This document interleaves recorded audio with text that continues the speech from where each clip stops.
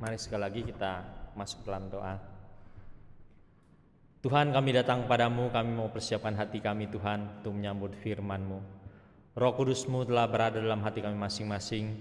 Biarlah pada saat ini Tuhan sekali lagi mengajar setiap kami.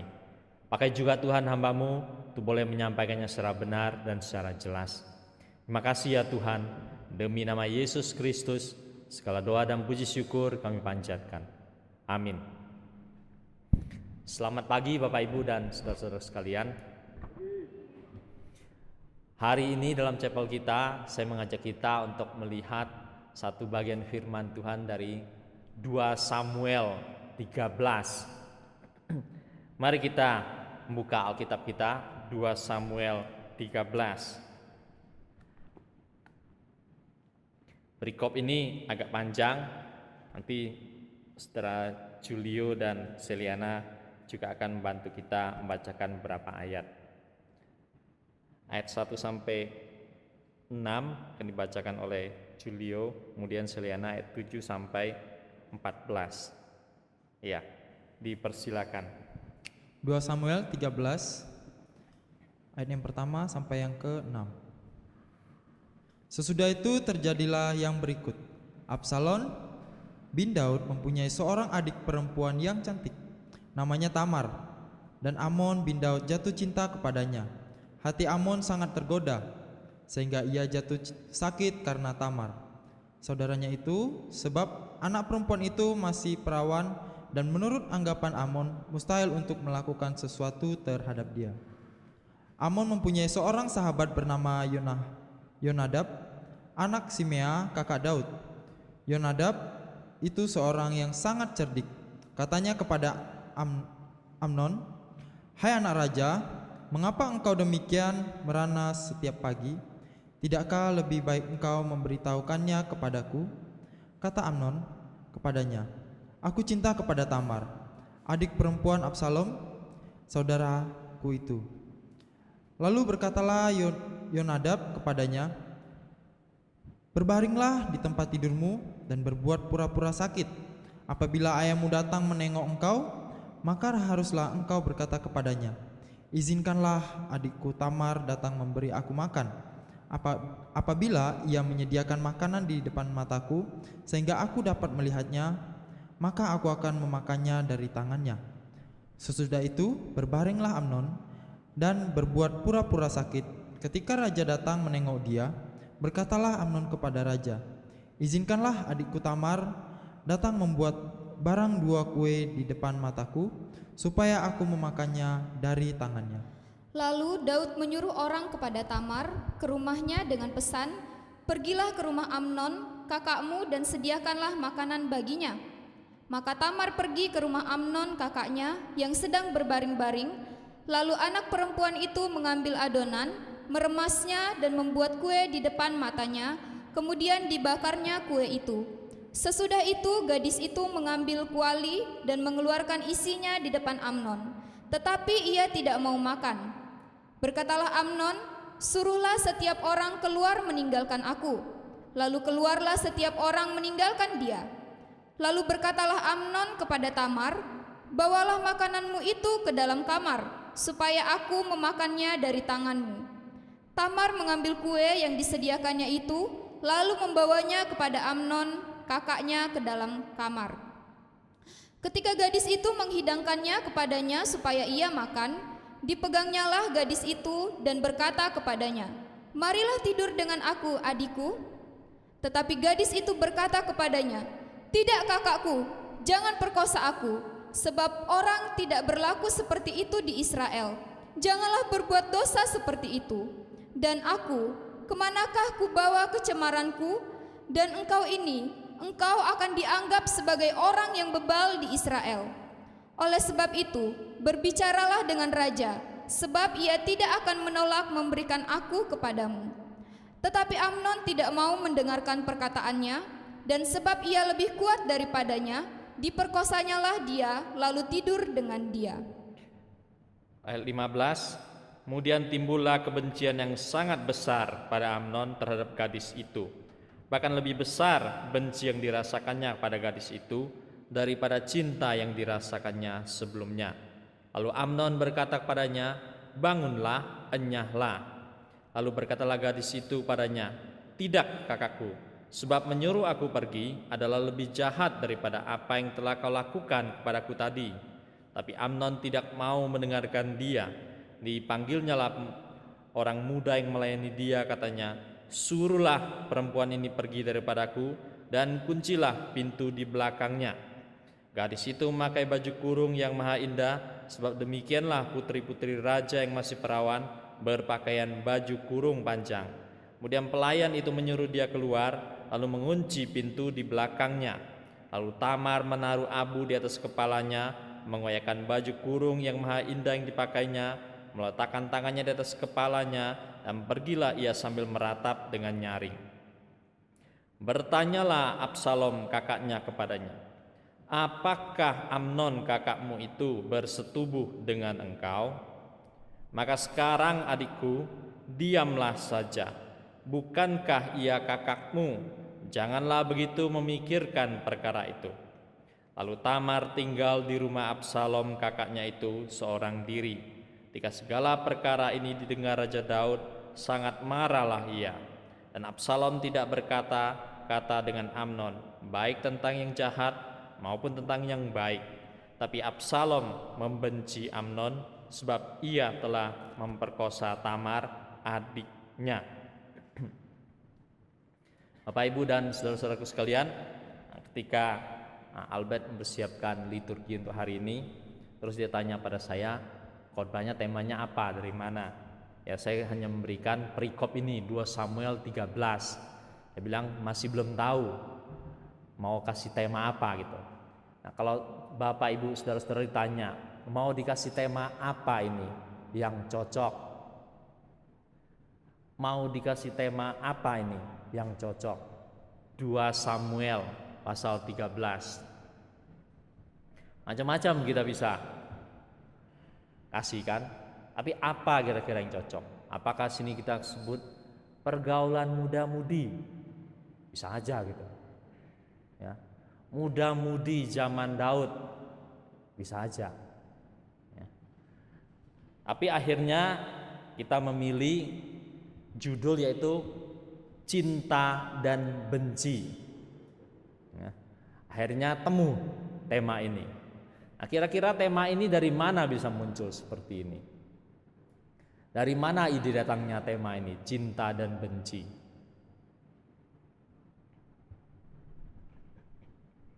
Tadi ayat-ayat dalam perikop ini dari pasal 13, perikop yang pertama, ya, perikop yang kedua kita tidak baca. Dalam perikop yang pertama di situ ada kandungan kedua ayat tersebut. Kata cinta juga ada, kata benci juga ada. Cinta yang besar ada, benci yang besar juga ada. Nah, oleh karena pertimbangan itu, akhirnya kita memilih judul ini, cinta dan benci. Daud mempunyai anak namanya Absalom. Jadi Absalom bin Daud. Dia mempunyai seorang adik perempuan namanya Tamar. Mestinya dicatat di sini dengan pengungkapan orang-orang dalam bahasa Indonesia. Ada Absalom bin Daud. Ada juga Tamar binti Daud. Dan ada satu orang lagi namanya Amnon bin Daud. Nah, tetapi Bapak, Ibu, dan saudara-saudaraku sekalian, walaupun binnya Daud, walaupun bintinya Daud, tetapi ibunya tidak sama. Absalom dan Tamar berasal dari istri yang namanya Maaka. Amnon berasal dari istri namanya Ahinoam. Nah, setelah itu Daud masih punya sekitar 3 orang istri dan juga punya anak-anak, termasuk Batsheba nantinya, dan ada di antara anaknya yang meninggal, bukan hanya yang dilahirkan oleh Batsheba. Jadi dalam hal ini adalah Amnon adalah bersaudara dengan Absalom, satu ayah beda ibu. Tamar dan Amnon adalah bersaudara, tapi beda ibu satu ayah. itulah kenyataannya. Lalu dikatakan di sini Amnon jatuh cinta pada Tamar. Ya, dikatakan begitu catatan dalam Alkitab. Tapi ini nanti kita akan banding-bandingkan dengan ayat-ayat yang berikutnya. Apakah maksudnya di situ? Ya, Amnon jatuh cinta pada Tamar, tapi dikatakan dia tidak bisa berbuat apa-apa berhubung gadis ini masih perawan. Ya. Klausa ini mengandung banyak sekali pengertian, macam-macam orang bisa memikirkannya. Apakah kalau sudah menikah nanti bisa berbuat apa-apa? Ya. Apakah kalau sudah menikah jadi lebih tidak ada masalah? Ya. Macam-macam di situ. Tapi apa yang mau dikatakan di sini adalah bahwa Amnon hendak berbuat sesuatu terhadap Tamar, dan hal ini tampaknya ya, sampai membuat dia menjadi jatuh sakit. Dan orang yang bernama Yonadab sangat jeli. Ya, dikatakan di sini seorang yang cerdik. Ya. Dalam terjemahan Alkitab versi yang bahasa lain dikatakan seorang yang sangat licik. Ya, Yonadab adalah seorang yang sangat licik. Ya. Maka Yonadab mengajukan pertanyaan, ada apa dengan engkau anak raja? Ya. Ini adalah ungkapan yang sangat peduli dalam pandangan orang secara umum. Ya. Tapi dari seorang Yonadab lah, kemudian Amnon bisa mewujudkan angan-angan dari hatinya yang terdalam.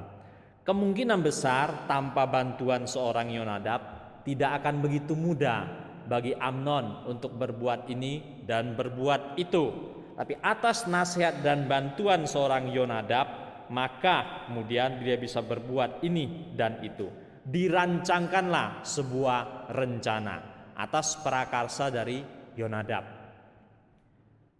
Berpura-pura sakit, kemudian ayahnya datang minta sesuatu pada ayahnya, yaitu minta Tamar datang membuat makanan, memberikan pada dia makan, dan diharapkan itu akan memulihkan kesehatannya. Ini rancangan yang hebat dari seorang Yonadab, dan rancangan ini membantu Amnon untuk mewujudkan keinginannya.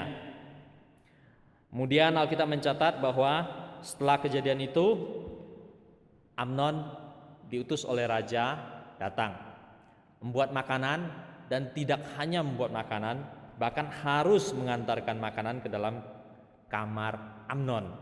Bukan hanya begitu, sebelum mengantarkan makanan ke dalam kamar Amnon, orang-orang pembantu-pembantunya Amnon diminta pergi meninggalkan rumah itu. Maka kondisi itu menjadi semakin kondusif untuk menjalankan rencana dari Yonadab. Bapak, Ibu, dan saudara-saudaraku sekalian, kemudian Alkitab mencatat diperkosanyalah Tamar oleh Amnon. Itu yang dicatat di dalam Alkitab. Dan apa yang bisa kita lihat di sini, bahwa setelah itu dikatakan bahwa dalam diri Amnon itu timbul kebencian yang sangat besar. Lebih besar benci yang dirasakan kepada gadis itu daripada cinta yang dirasakannya sebelumnya. Ini menjadi perpalingan yang luar biasa, ya, dari cinta menjadi benci. Ya. Geraknya cepat sekali. Kalau kita pikir satu swing ke kanan, satu lagi tiba-tiba setelah kejadian itu swing ke kiri, ngeri sekali. Ya. Perubahannya besar sekali. Dari situ kita akan berpikir lagi, kalau begitu sebenarnya apa yang terjadi pada Amnon? Cintakah atau bencikah? Bencikah atau cintakah? Nah, Bapak, Ibu, dan saudara-saudaraku sekalian, pergumulan tentang tema ini terus menjadi bahan kajian orang-orang, terutama bahan kajian sinetron dan drakor. Ya. Sampai hari ini sinetron tidak pernah berhenti dan drakor tidak akan berhenti berproduksi karena pergumulan tema cinta dan benci. Ya, bisa dianalisa dari berbagai-bagai sudut pandang, dari berbagai-bagai sisi, dan ini terus menarik umat manusia dari zaman dahulu sampai zaman sekarang. Itu sebabnya drakor dan sinetron terus laris dan tidak pernah padam. pergumulan manusia untuk mengerti tema ini. Cinta dan benci. Orang-orang menganalisa kalau begitu apa yang ada dalam perasaan Amnon pada awalnya itu tampaknya bukanlah cinta, ya, juga bukan cintrong, ya, tapi lebih bagus dikatakan sebagai desire. Ada orang memahaminya sebagai sexual desire. Itu yang ada pada diri Amnon. Jadi sebenarnya bukan cinta yang ada pada diri Amnon, tapi sexual desire. Dan keinginannya ini ditolong oleh seorang Yonadab, dipermudah oleh rancangan besar dari Yonadab dan bisa terwujud. Alkitab kadang-kadang pakai bahasa yang halus. Marilah tidur denganku, adikku. Katanya begitu. Bahasa lain bisa mengatakan mari naik ke ranjang. Ya, bahasa yang halus. Sampai bahasa yang kasar adalah ya, bahasa yaitu bersetubuh dan pemerkosaan. Seperti itu yang muncul dalam Alkitab. Alkitab menggambarkan apa adanya. Alkitab mengandalkan dengan terus terang di mana harus menggunakan kata yang halus, digunakan kata halus. Di mana perlu menggunakan kata yang tajam dan kasar, ya digunakan di situ kata yang tajam dan kasar. Seperti itulah Alkitab memberitahukan pada kita. Oleh karena itu Bapak Ibu dan saudara-saudaraku sekalian, tampaklah semakin jelas ini ayat demi ayat kita lihat bukan cinta yang ada pada Amnon, juga bukan benci yang ada awalnya pada diri Amnon, tapi adalah sexual desire. Dalam ayat-ayat ini awal digambarkan sebagai cinta dan akhir digambarkan sebagai benci, juga bukan dua-dua itu. Lebih cenderung pada sexual desire. Maka dikatakan setelah Amnon mewujudkan keinginannya, timbullah kebencian yang besar. Cinta dan benci itu susah dianalisa, ya. Terus sepanjang masa orang menganalisa. Di Jakarta saya ada kenal satu orang yang lama sekolah teologi, kemudian tinggal di asrama. Setelah itu tertamat pelayanan, dia mengenang kembali, dia melihat kejadian-kejadian dalam asrama, dia sampai pada kesimpulan kalimat yang menarik sekali, ya, tapi agak hiperbol. Dia ngomong gini, ya, dia ngomong kalau orang jatuh cinta, tai kucing serasa coklat, ya. Luar biasa sekali kalimat itu. Bingung saya pertama kali mendengarnya. Hebat sekali orang ini bisa sampai pada kesimpulan yang demikian, ya. Tapi setelah renung-renungkan kalimat ini, ada benarnya juga, ya. Kalau ketemu dengan dia mungkin saya mau mengatakan, saya tolong kamu satu kalimat lagi, ya. Kalau jatuh cinta, tai kucing bisa terasa seperti coklat. Kalau putus cinta, coklat bisa terasa seperti tai kucing, ya. Kalau saya temu dengan dia lagi, saya mungkin akan nyambung satu kalimat. Bapak Ibu dan saudara-saudaraku sekalian, ini ruwet, ya. Antara cinta dan benci itu ruwet, ya. Tapi kita harus periksa sebenarnya apa persoalan yang sesungguhnya. Dalam arti tertentu, cinta itu tak terbendung, ya. Kata novel-novel, ya. Cinta itu datang tiba-tiba, ya, sulit dihalangin. Tapi Bapak Ibu dan saudara-saudaraku sekalian, kita juga perlu sadar, ya, dalam kehidupan kita di kampus, di asrama, walaupun orang mengatakan cinta itu tak terbentung, tak bisa dihalangin, tapi cinta itu bisa ditunda menyatakannya, ya, menunggu tahun kedua dan ketiga lewat, ya, itu bisa, ya. Cinta itu tidak terbendung, iya benar, tapi menyatakannya bisa ditunda kali dan bisa diatur waktunya. Jadi dalam hal ini kita perlu melihatnya, menganalisanya lebih jauh, ya. Ada hal-hal yang memang kita harus memang terima secara alami begitu, tapi ada hal-hal di mana kita bisa mengatur, bisa manage dan lain-lain, termasuk cinta dan benci, ya, termasuk pengungkapan cinta. Ruwet hal-hal begini, ya. Tapi Alkitab menolong kita pelan-pelan. Kalau kita rajin mengali, kita akan dapat sesuatu. ya. Ada lagi perikop lain nanti bisa memberikan hal lain lagi, perikop lain lagi, perjanjian baru dan seterusnya bisa memberikan poin-poin yang lebih berharga lagi bagi kita untuk semakin melengkapi pergumulan manusia memahami cinta dan benci. Di Jepang banyak orang bunuh diri ya, karena gagal sekolah, karena gagal kerja, karir dan sebagainya. Tapi Bapak Ibu Saudara-saudara sekalian, dikatakan bahwa di Indonesia laporan tentang bunuh diri itu sesungguhnya lebih besar angkanya dari apa yang dilaporkan. Tetapi apa yang terjadi di Indonesia agak sedikit berbeda. Agak jarang orang-orang di Indonesia bunuh diri karena karirnya kurang berhasil, karirnya mentok. Tapi kalau di Indonesia, kalau terjadi kasus-kasus bunuh diri, maka kita bisa melacaknya kemungkinan besarnya pada satu hal, ya, yaitu pada coklat terasa seperti tai kucing, yaitu ketika orang patah hati, ya, patah hati yang banyak membawa orang bunuh diri. Untuk data di Indonesia, ya, data negara lain berbeda lagi. Oleh karena itu kita harus berhati-hati dalam hal ini tentang cinta dan tentang benci. Ya, kita tidak ingin sampai ada orang bunuh diri karena patah hati. Ya, bagaimanapun bunuh diri itu harus dicegah dari segala sisi dan segala aspek, baik oleh sekolah teologi maupun oleh masyarakat RT RW dan bangsa dan negara ini. Bunuh diri harus kita cegah bersama-sama. Ya, bunuh diri harus kita perangin.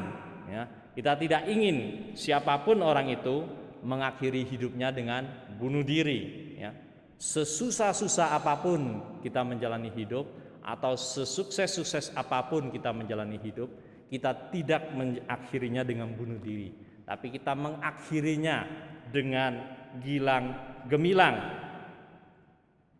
Sayang sekali bahwa setelah kejadian pemerkosaan ini, Raja Daud mendengar, tapi Raja Daud hanya sebatas marah sekali.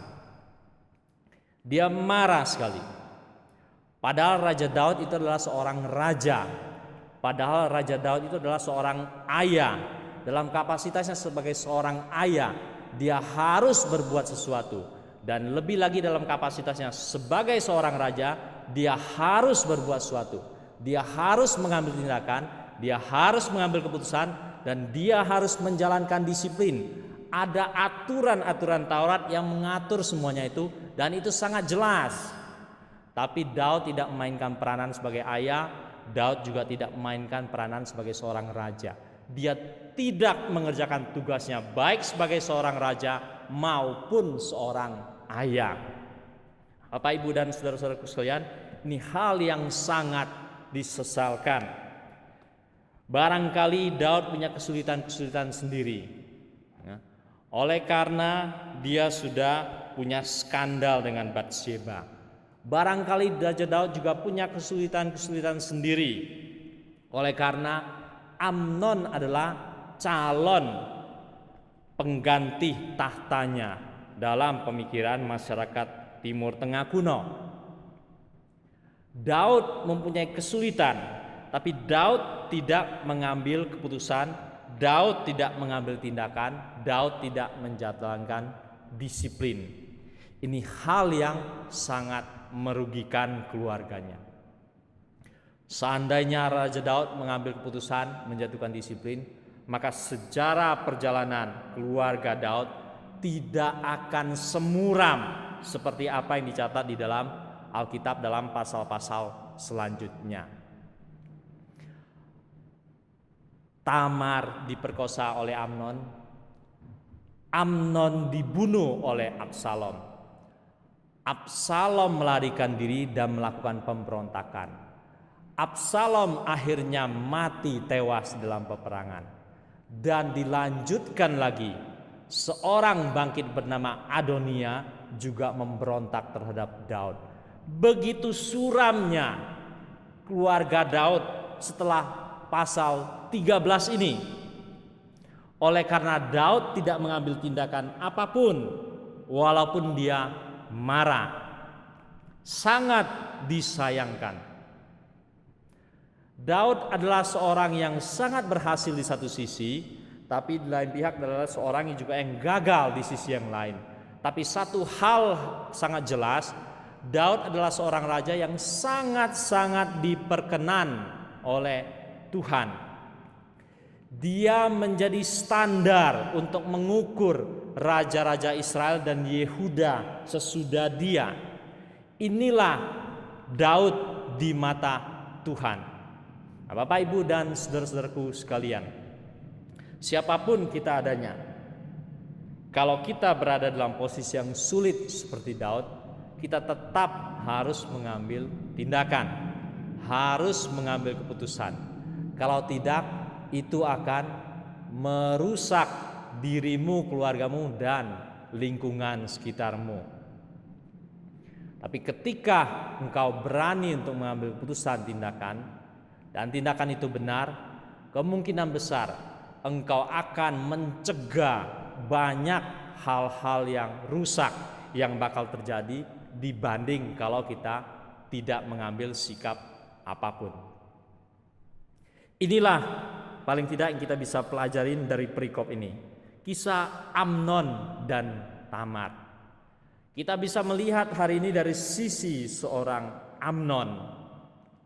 Kita juga bisa lihat dari sisi seorang Daud.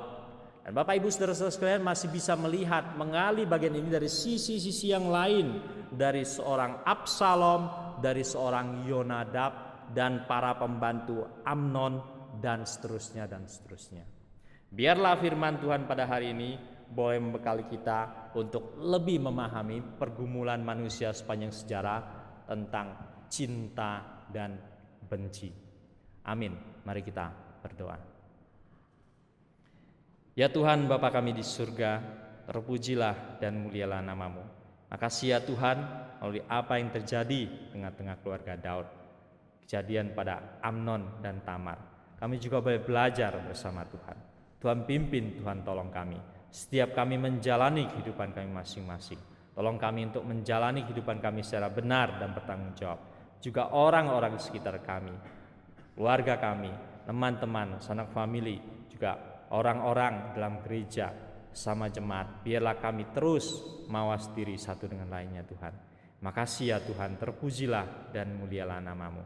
Di nama Yesus Kristus kami berdoa dan mengucap syukur. Amin.